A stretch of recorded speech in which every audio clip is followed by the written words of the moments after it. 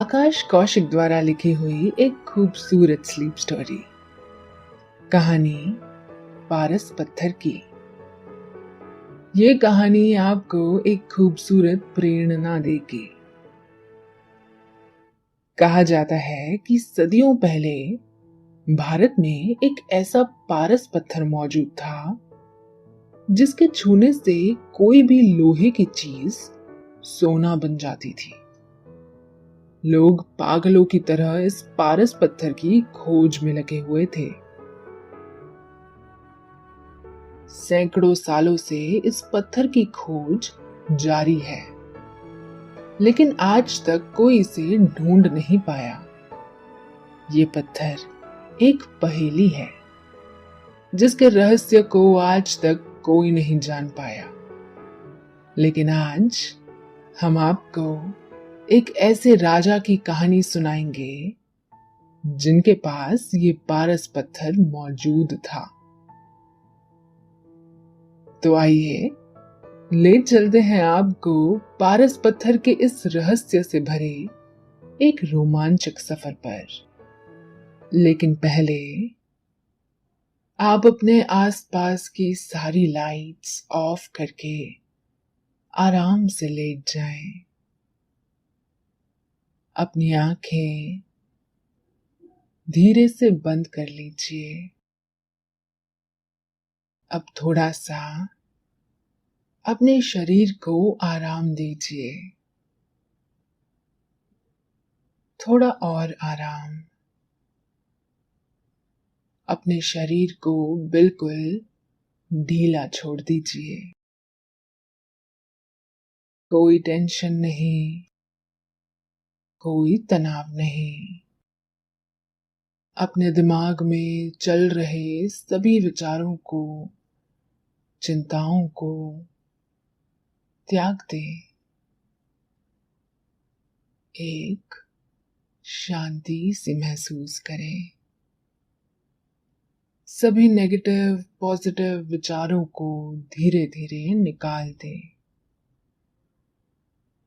हाथों को सीधा करके अपनी कमर के साइड में रख लीजिए। अब अपनी सांसों पर ध्यान लगाएं। इसको धीमे या तेज नहीं करना है, बस ध्यान देना है कि कैसे वो आपके नाक गले में होते हुए फेफड़ों में आ रही है और आपके फेफड़े फूल रहे हैं, और कैसे वो आपके फेफड़ों से वापस गले और नाक के माध्यम से वापस निकल रही है, और आपके फेफड़े थोड़े सिकुड़ रहे हैं। आपका मन शांत, एकदम शांत होता जा रहा है। आप अच्छा महसूस कर रहे हैं। खुद को काफी हल्का फील कर रहे हैं। सब तरफ शांति है, सुकून है, खामोशी है। एक बार एक राज्य में एक घसियारा घास काटता था। राजा ने उसे जंगल से घास काटकर लाने का आदेश दिया। राजा की आज्ञा पाकर घसियारा जंगल की तरफ चल दिया और घास काटने लगा। काटते काटते अचानक उसे कुछ आवाज सुनाई दी, जैसे उसका लोहे का हंसिया किसी चीज पर टकराया हो, पर उसने उस तरफ ज्यादा ध्यान नहीं दिया। अचानक वो देखता है कि उसके हंसिया से घास काटना बड़ा मुश्किल हो रहा था। अभी तक तो सब कुछ ठीक चल रहा था, लेकिन अचानक ये क्या हुआ, वो कुछ समझ नहीं पा रहा था। फिर उसने अपने हंसिए को ध्यान से देखा तो वो सोने की तरह चमक रहा था। उसने ध्यान दिया तो पता चला कि उसका हंसिया जहां से लोहे का था वहां से सोने का हो गया था। ये देखकर वो एकदम आश्चर्यचकित रह गया, क्योंकि इससे पहले उसने ऐसी विचित्र घटना कभी नहीं देखी थी। लेकिन वो घसियारा बहुत ही सीधी बुद्धि का था। घास काटना उसके लिए ज्यादा जरूरी था, इसीलिए वो सीधा एक लुहार के पास गया और उससे बोला, भैया, मेरा हंसिया अचानक सोने की तरह चमकने लगा है और पता नहीं क्या हुआ, घास कटना भी बंद कर दिया है। इसीलिए कृपया आप मुझे दूसरा लोहे का हंसिया दे दीजिए और मैं आपको ये हंसिया दे दूंगा। लुहार सोने के हंसिये को देखकर लालच में पड़ गया और उसने तुरंत वो हंसिया लेकर लोहे का हंसिया हंसियारे को दे दिया। लुहार की तो चांदी चांदी हो गई थी और वो फूले नहीं समा रहा था। दौलत खुद चलकर उसके घर तक जो आई थी, साथ में वो हंसियारे की बेवकूफी पर भी हंसे जा रहा था। घसियारा वापस जंगल चला गया और घास काटकर राजा के महल ले गया। अब लुहार को उसका लालच अंदर ही अंदर और ज्यादा सता रहा था और उसके मन में तीव्र इच्छा उठ रही थी कि जिस चीज से ये हंसिया टकराया था, उस पत्थर को अगर मैं पालूं तो माला माल हो जाऊंगा। इसीलिए वो तुरंत जंगल जाकर उस पत्थर की तलाश करने लगा। बहुत देर तक खोजने के बाद जब वो पत्थर उसे नहीं मिला तो वो हताश होकर घर लौट आता है। कई दिनों तक ऐसा ही क्रम चलता रहा और वो रोजाना घंटों पत्थर ढूंढने जंगल चला जाता था। लुहार की बीवी भी उसका ये पागलपन देखकर बड़ी व्याकुल हो रही थी और रोज उससे पूछा करती थी कि आप घंटों तक रोजाना कहां जाते हो, लेकिन वो किसी को कुछ नहीं बताता था। आखिर उसे ये बात राज जो रखनी थी। एक दिन उसकी मेहनत अचानक रंग लाई और उसका पैर एक पत्थर से टकराया तो वो गिर पड़ा और उसके हाथ में जो लोहे का कड़ा था वो जाकर उस पत्थर से लग गया। देखते ही वो कड़ा सोने का बन गया और लुहार की आंखें फटी की फटी रह गई। वो तुरंत उस पत्थर को उठाकर घर की तरफ दौड़ा और चुपचाप लाकर बड़ी हिफाजत से संदूक में रख दिया। अब तो वो दिन रात लोहे की चीजों को सोने का बनाने में लग गया। धीरे धीरे उसकी धन संपदा दिन दुगनी और रात चौगनी होने लगी और संपत्ति बढ़ने लगी। वो एक साधारण लुहार से एक बड़ा साहूकार बन गया। परिवार भी बहुत खुश था और लुहार भी मजे में अपना जीवन जी रहा था। राजा भी उसकी धन संपदा देखकर बड़ा ही हैरान था। कुछ ही महीनों में एक साधारण लुहार कैसे इतना धनवान बन गया कि राजा को टक्कर देने लगा। ये सोचकर राजा भी हैरत में पड़ गया। लुहार अब साहूकार बन गया था और उसकी बेटी बड़ी हो गई थी और विवाह लायक भी हो रही थी। शाहूकार ने उसके लिए दूल्हा देखना शुरू कर दिया। बड़े बड़े राज्यों के पंडित और विद्वान उसकी पुत्री से विवाह करना चाहते थे। विवाह तो बस कहने की बात है, वो तो शाहूकार के धन की तरफ आकर्षित थे। एक दिन राजा का पुत्र शाहूकार के घर के आगे से गुजर रहा था और शाहूकार की बेटी को देख उसके प्रेम में पड़ गया। उसकी खूबसूरती तो किसी स्वर्ग की अप्सरा से भी लाख गुना ज्यादा थी। महल जाकर उसने अपनी इच्छा अपने पिता राजा को बताई और शाहूकार की बेटी से शादी करने का अपना निश्चय कह सुना दिया। राजा भी बहुत खुश हो गया कि एक धनवान शाहूकार से रिश्ता जुड़ने जा रहा है। इसलिए वो रिश्ता लेकर शाहूकार के घर चला गया। शाहूकार भी राजा के घर से आया रिश्ता देखकर ठुकरा नहीं सकता था। आखिर उसकी बेटी भी राजकुमार की पत्नी बनने वाली थी और राजमहल की बहू कहलाने वाली थी।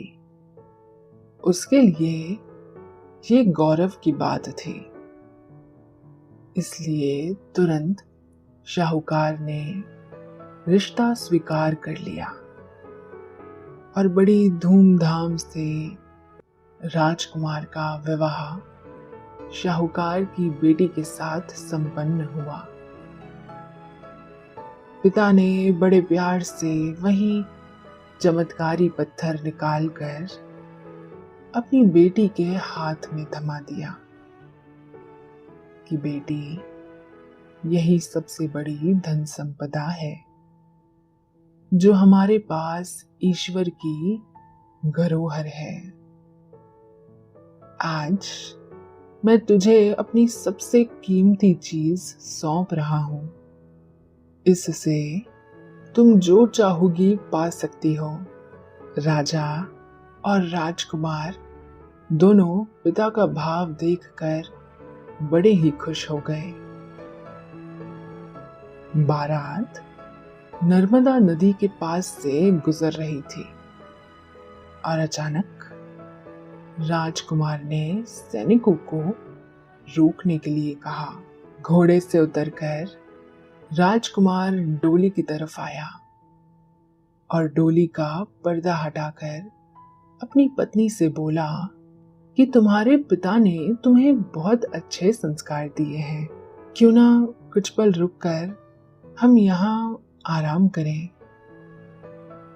और राजकुमारी, जरा दिखाओ तो तुम्हारे पिताजी ने बड़े प्यार से कौन सा पत्थर दिया था।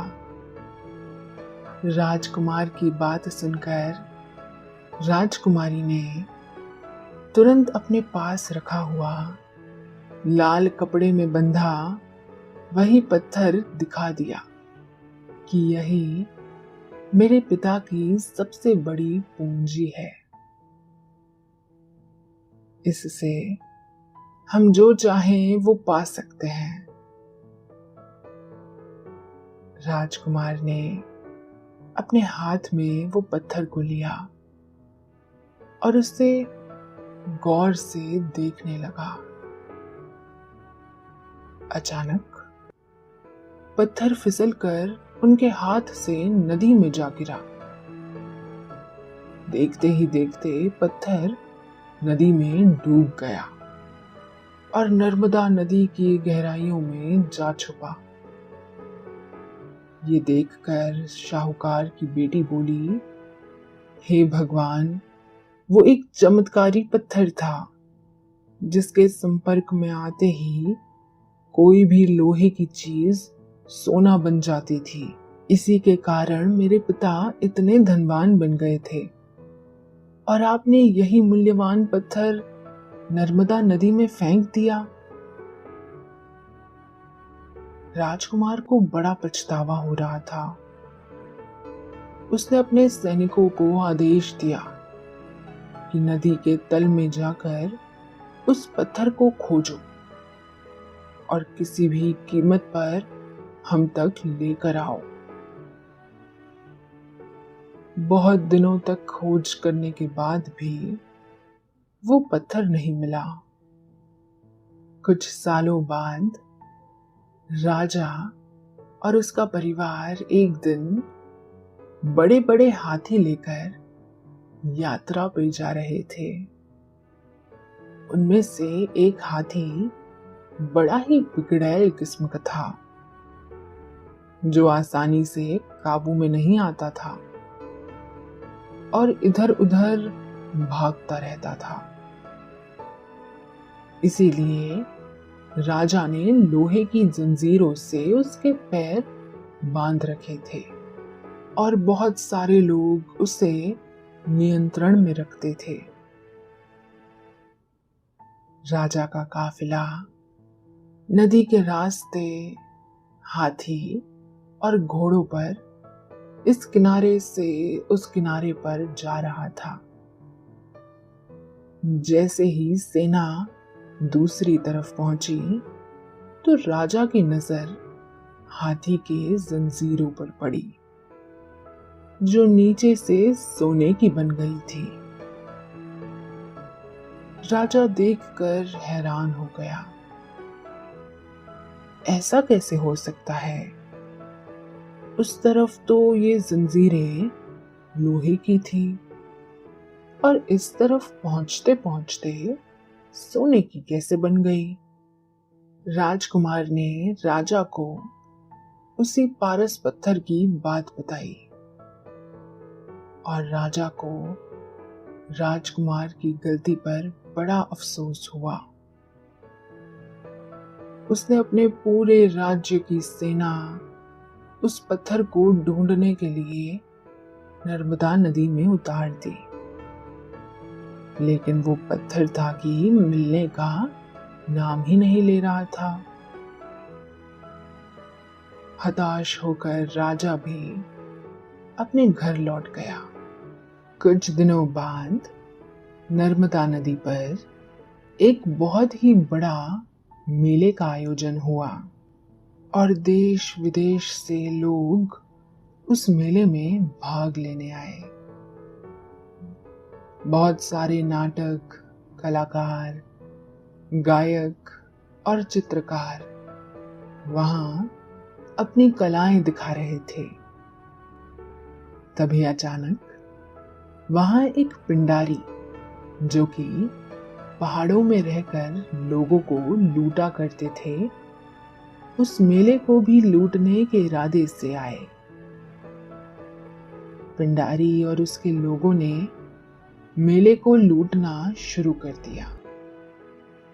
लूटते लूटते पिंडारी का घोड़ा नदी किनारे जा पहुंचा और रेतीली मिट्टी से उसका पैर फिसल गया।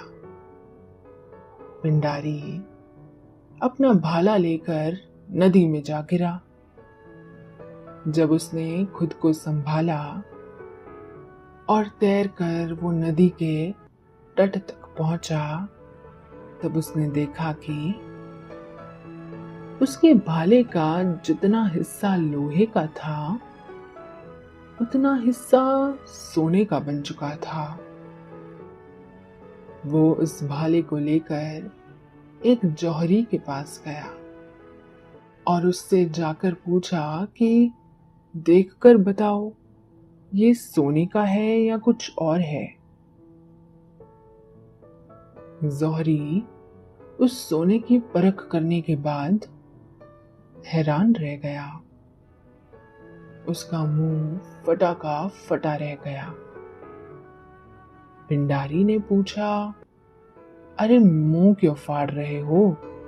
ये बताओ कि ये सोना है या कुछ और? जौहरी बोला, मैंने अपने जीवन में आज तक इतना खरा सोना कभी नहीं देखा। ये सुनकर पिंडारी के होश उड़ गए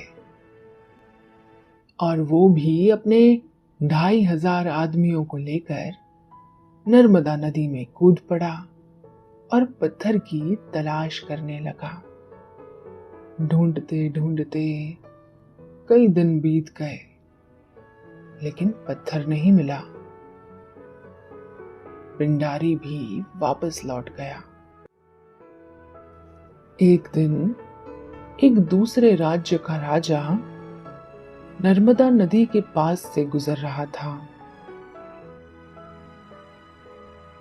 वो बहुत ही दानी और अपने प्रजा के हित की सोचने वाला राजा था। उसकी सेना ने वहीं पर पड़ाव डाल दिया। राजा की आदत थी कि वो सुबह सुबह जल्दी उठकर नदी में स्नान करके सूर्य नमस्कार करता था। जब सब लोग सो रहे थे तो राजा अपने कैंप से निकलकर नदी में स्नान करने चला गया। सूर्य को जल अर्पण करने के लिए जैसे ही उसने अपने लोहे का लोटा जल में डाला और जल भरकर बाहर निकाला तो वो सोने का बन चुका था। राजा भी देखकर आश्चर्यचकित हो गया और उसने तुरंत अपना हाथ पानी में डाला, थोड़ा इधर उधर घुमाया और उसके हाथ में एक पत्थर आ लगा। आजमाने के लिए उसने अपने लोहे के कवच को उस पत्थर से लगाया तो वो कवच भी सोने का बन गया। राजा उस पत्थर को लेकर महल चला गया। धीरे धीरे राजा की धन संपदा और वैभव बढ़ता चला गया। उसने राजकाल के बहुत सारे काम उस पत्थर की सहायता से किए। राज्य का विस्तार हो गया और प्रजा भी बहुत धनवान हो गई। आसपास के दूसरे राजा उस पत्थर को चुराने के लिए राजा को बार बार आक्रमण करके परेशान करने लगे।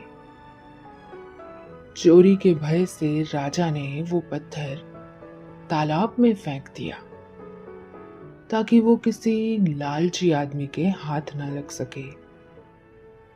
तालाब की तलहटी में बैठकर एक ऋषि तपस्या कर रहे थे।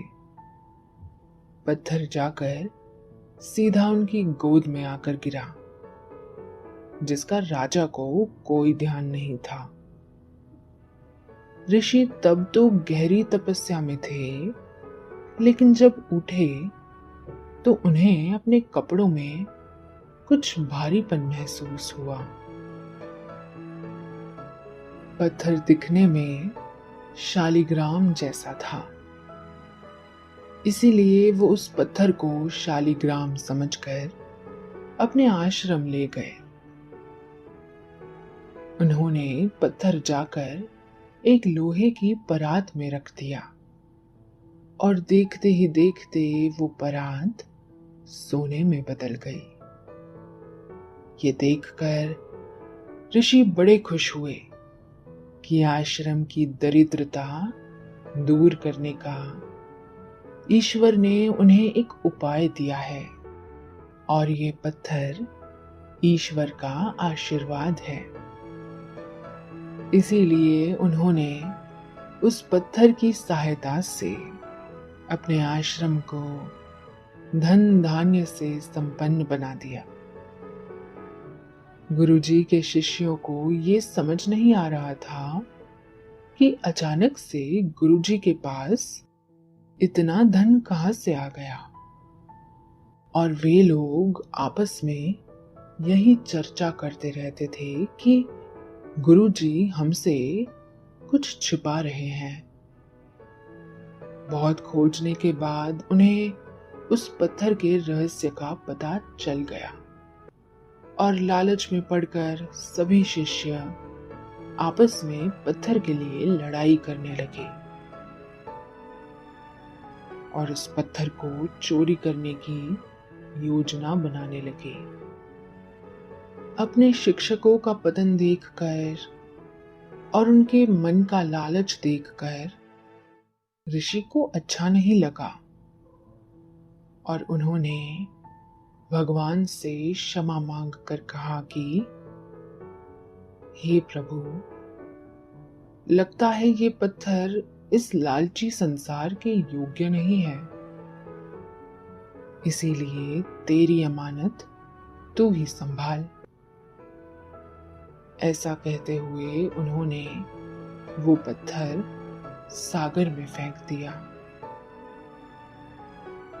तो दोस्तों, ये कहानी एक उदाहरण है, एक प्रेरणा है उन लोगों के लिए जो लालच में पड़कर अपने रिश्तों और अपने जीवन को महत्वपूर्ण ना समझकर केवल धन और ऐश्वर्य को ही महत्वपूर्ण समझते हैं और बदले में अपना सब कुछ गवा बैठते हैं। ये खूबसूरत प्रेरणादायक कहानी आपके जीवन को एक नई राह दिखाएगी। धन्यवाद। तो दोस्तों, ये थी आज की कहानी पारस पत्थर की। आशा है आपको आज की ये कहानी अच्छी लगी होगी। आपने ये कहानी सुनी, आपको अच्छा लग रहा है और अब समय हो गया है आपके सोने का। अब आप धीरे धीरे नींद की ओर बढ़ते जा रहे हैं और नींद आपको अपनी आगोश में समाती जा रही है, समाती जा रही है। शुभ रात्रि।